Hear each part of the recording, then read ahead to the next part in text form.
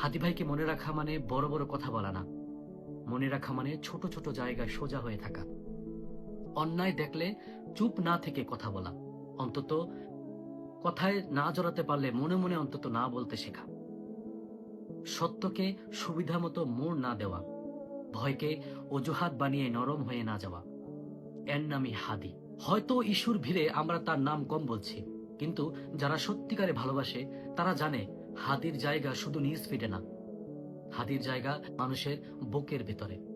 ওসমান হাদি ভাই যদি আমাদের ভেতরে একটা প্রশ্ন রেখে গিয়ে থাকেন, তাহলে সেই প্রশ্ন যতদিন বাঁচবে হাদিও ততদিন বাঁচবে। আমরা হাদি ভাইকে ভুলতে দেব না। প্রত্যেকটা দিন, প্রত্যেকটা সময় এই পেজ থেকে আমরা হাদি ভাইকে স্মরণ করব।